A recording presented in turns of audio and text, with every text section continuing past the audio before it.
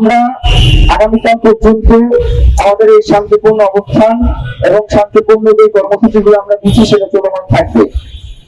আগামী 7 তারিখ মানে আগামীকালকে সরকারের পক্ষ থেকে চাকরি দাখিল করবার কথা রয়েছে। আমরা স্পষ্ট করে বলে দিতে চাই যে এইখানে ফয়সাল করিম, মাসুদ এবং আলমগীর এরা হচ্ছেন এই খুনের সাথে জড়িত সব থেকে ছোট ব্যক্তি, ছোট গুটি। মানে এই খুনে তো সে টাকার বিনিময়ে করেছে, তাহলে তাকে এই খুনটা করানো কে? অবশ্যই এর পিছনে কেউ না কেউ রয়েছে।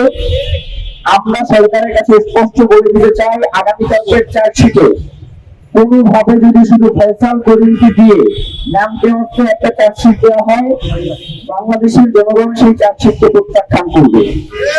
এবং আমরা স্পষ্ট করে বলি যে শহীদ ওসমান হাদি শুধুমাত্র একজন নামপ্রস্ত ব্যক্তি নন, তিনি বাংলাদেশের জুলাই পরবর্তী সময়ে বাংলাদেশের স্বাধীনতা, সার্বভৌমত্ব এবং ভারতীয় আধিপত্যবাদ এর বিরুদ্ধে তিনি ছিলেন বাংলাদেশের সব থেকে বেশি ভোটার, এবং সেই সাথে তিনি ঢাকা 8-এর একজন প্রার্থী ছিলেন।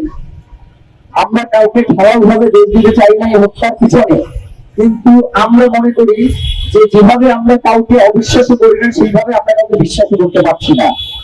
সুষ্ঠু তদন্ত না হওয়া পর্যন্ত সরকার, বিরোধী দল যারা সরকারে আসবে, ভারতীয় আধিপত্যবাদ, কাউকেই আমরা ওসমান হাদি হত্যার বাইরে বিবেচনা করছি না। আবার কাউকেই আমরা ঢালাওভাবে শহীদ ওসমান হাদি হত্যার সাথে জড়িত এমনটাও মনে করছি না। আমরা ইনকিলাব মঞ্চ আজকে এখানে মার্চ ফর কর্মসূচিতে জুলাই মার্চ ফর ইনসাফ কর্মসূচিতে জুলাই আন্দোলনের সবচেয়ে গুরুত্বপূর্ণ যে স্পট রয়েছে তার মধ্যে 10টা স্পটে আজকে আমরা যাবো। সেখানে মানুষের সাথে কথা বলবো এবং মানুষকে আহ্বান জানাবো যাতে যারা শহীদ ওসমান হাদি হত্যা এই যে বিচার, এই ব্যাপারে তাদের সর্বোচ্চ পদক্ষেপ গ্রহণ করে। আমরা ইনকিলাব মঞ্চ আমরা 4 দফা দাবি নিয়ে আজকে আমাদের মার্চফর কর্মসূচিতে যাওয়ার জন্য এখানে একতাবদ্ধ হয়েছি। আমাদের প্রথম দাবি হচ্ছে শহীদ ওসমান হাদিকে যারা খুন করেছে, সেই খুনের যারা পরিকল্পনা করেছে, খুনে যারা সহায়তা করেছে এবং খুনিদেরকে যারা এখন পর্যন্ত সাহায্য করে যাচ্ছে, প্রত্যেককে চিহ্নিত করে গ্রেফতার করে বিচারের মুখোমুখি করতে হবে।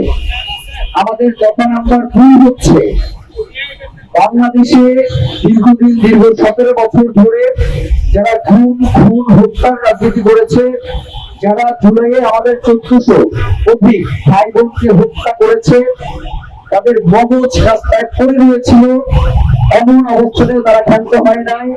এমনকি তারা জুলাই পরবর্তী সময়েও তারা গুপ্ত হত্যা এবং শহীদ ওসমান হাদির মতো বাংলাদেশের স্বাধীনতা, সার্বভৌমত্বের একজন অকুতোভয় বীরকে দিনে দুপুরে রাস্তায় গুলি করে হত্যা করেছে।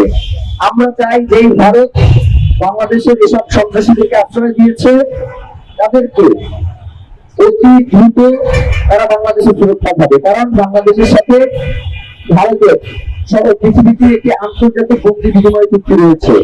ভারত যদি তাদেরকে বন্দি বিনিময়ের মাধ্যমে বাংলাদেশে ফেরত না পাঠায়, তাহলে আন্তর্জাতিক আইনের লঙ্ঘন ঘটবে।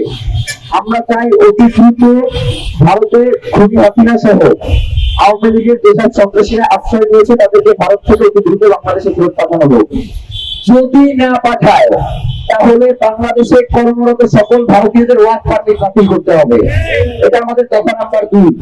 আমাদের দফা 2 হচ্ছে ভারত যদি কথা না শোনে, তাহলে ভারতকে কথা শোনানোর জন্য জাতিসংঘ সহ যে সকল সংস্থাগুলো রয়েছে, বাংলাদেশ সরকারের পক্ষ থেকে আন্তর্জাতিক আদালতে ভারতের বিরুদ্ধে মামলা দায়ের করতে হবে। এবং আমাদের 4 নম্বর কথা হচ্ছে, আপনারা জানেন যে জুলাই পরবর্তী সময়ে আওয়ামী লীগের যে সকল দোষর রয়েছিল, যারা সিভিল ইন্টেলিজেন্স মানে হচ্ছে আমলাতান্ত্রিক কাঠামোর মধ্যে যারা রয়েছে, এবং মিলিটারি ইন্টেলিজেন্স মানে আর্মি, ডিজিএফআই, এনএসআই সহ এই ধরনের প্রতিষ্ঠানগুলোতে কর্মরত যারা ভারতের তাবেদার, দিল্লির দাসত্ব এখন পর্যন্ত কায়েম করছে, তাদেরকে চিহ্নিত করে অতি দ্রুত গ্রেফতার করতে বিচারের মুখোমুখি করতে হবে। এই 4 দফা দাবি নিয়ে